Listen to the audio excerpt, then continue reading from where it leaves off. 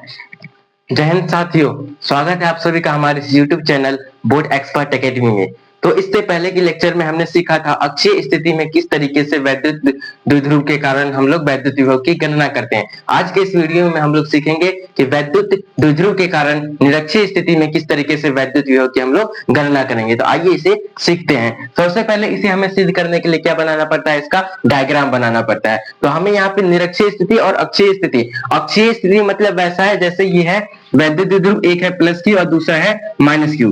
वैद्युत द्विध्रुव इसी से बनता है, प्लस क्यू और माइनस क्यू आवेश से। अगर इन दोनों आवेशों को मिलाने वाली अक्ष में या फिर आगे की ओर या फिर पीछे की ओर कोई बिंदु लेते हैं तो उसे हम बोलते हैं अक्षीय स्थिति। या फिर ठीक है, ये हो जाएगा अक्षीय स्थिति, आगे लेंगे या फिर पीछे लेंगे उसे हम लोग बोलेंगे अक्षीय स्थिति। लेकिन निरक्षीय स्थिति क्या होता है, इसके मध्य बिंदु से 90 डिग्री के एंगल पे, कहां पे, ऊपर की ओर 90 डिग्री पे ऊपर की अगर कोई बिंदु हम लोग लेते हैं तो उसे हम लोग बोलेंगे निरक्षीय स्थिति। तो इस तरीके से इसका क्या बनेगा, डायग्राम बनेगा। तो यहाँ पे आइए इस डायग्राम को हम लोग बनाते हैं, इसके बाद कैलकुलेशन करेंगे।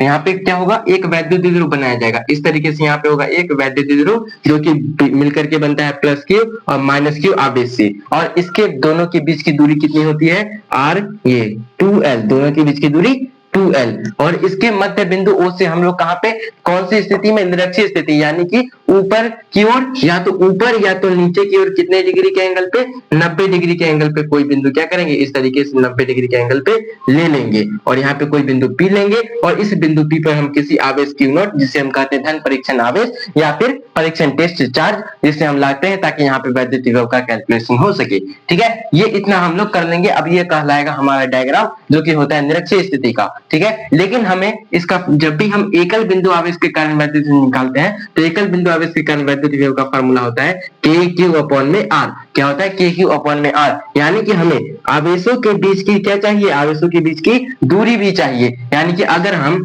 प्लस क्यू आवेश के कारण निकालेंगे यहाँ पर वैद्युत विभव, तो हमको दोनों के बीच की दूरी भी चाहिए। तो दूरी क्या होगी, तो इन दोनों को मिलाने वाली रेखा, इन दोनों के बीच की क्या होगी, दूरी। उसके बाद जब हम यहाँ पे माइनस क्यू के कारण निकालेंगे तो माइनस क्यू के कारण यहाँ पे क्या होगा, दूरी होगा। तो इस P को Q माइनस Q से मिला देंगे तो यह किसकी दूरी हो जाएगी, माइनस Q से P के बीच की दूरी। तो इस तरीके से यहाँ पे जो R आता है उसका मान हम क्या कर देंगे, ज्ञात कर देंगे। अब इसका मान और निकाला जा सकता है, जैसे ये अगर टोटल लंबाई 2l तो ये हो जाएगा l, ये हो जाएगा l, और बिंदु P इसके मध्य बिंदु O से कितनी दूरी पर स्थित है, r दूरी पर स्थित है। और हम जानते हैं पाइथागोरस प्रमेय से, अगर केवल और केवल इस त्रिभुज में आए तो यहाँ पे हम देखते हैं ये हो जाएगा लंब, ये हो जाएगा आधार और ये हो जाएगा कर्ण। तो कर्ण बराबर क्या होता है, कर्ण बराबर फॉर्मूला होता है रूट अंडर लंब का स्क्वायर प्लस आधार का स्क्वायर। लंब है r तो r का स्क्वायर प्लस आधार है l तो l स्क्वायर, यानी कि जो कर्ण है इसका मान आने वाला है कितना, r square plus l square, यानी कि इस जो कर्ण है इसका मान आ जाएगा r स्क्वायर प्लस का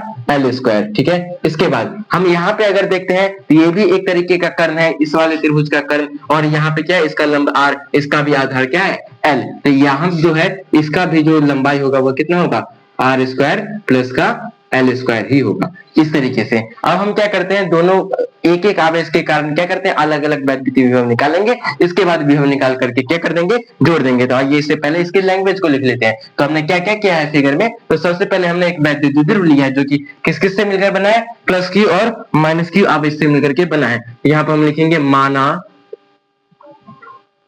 माना एक क्या है, वैद्युत द्विध्रुव, माना एक वैद्युत द्विध्रुव जो कि प्लस क्यू तथा माइनस क्यू, जो कि प्लस क्यू तथा माइनस क्यू आवेशों से मिलकर बना है। ठीक है, और इसके बीच की दूरी और इसके बीच की दूरी और इसके बीच की दूरी कितनी है, 2l। प्लस की और माइनस की आवेश के बीच की दूरी कितनी है, 2l है। ठीक है, 2l है। इसके बाद लिख लेंगे इसके मध्य बिंदु से, इसके मध्य बिंदु से कितनी दूरी पर, r दूरी पर r दूरी पर, ठीक है, r दूरी पर है, लेकिन कौन सी स्थिति में? निरक्षीय स्थिति। यहाँ पे लिख देंगे r दूरी पर किस स्थिति? r दूरी पर निरक्षीय स्थिति, r दूरी पर निरक्षीय स्थिति में बिंदु P पर, निरक्षीय स्थिति में बिंदु P पर वैद्युत विभव की गणना करनी है, ठीक है। बिंदु P पर हमको वैद्युत विभव की क्या करनी है? गणना करनी है। तो वही चीज है कि हम लोग क्या करते हैं, एक एक आवेश के कारण क्या करेंगे? पहले निकालेंगे। पहला है प्लस क्यू, दूसरा है माइनस क्यू, ठीक है। तो यहाँ पे लिखेंगे प्लस क्यू आवेश के कारण। सबसे पहले प्लस क्यू आवेश के कारण, ठीक है। तो प्लस क्यू आवेश के कारण वैद्युत विभव कितना होगा? तो V प्लस क्यू बराबर हो जाएगा के क्यू अपॉन में R, ठीक है। R मतलब दोनों के बीच की दूरी कितना है? एकल बिंदु आवेश के कारण फॉर्मूला होता है के क्यू अपॉन में R, ठीक है, विभव का। ये होता है V बराबर के क्यू अपॉन में R। तो यहाँ पे R जो है दोनों के बीच की दूरी, और इन दोनों के बीच की दूरी कितनी है?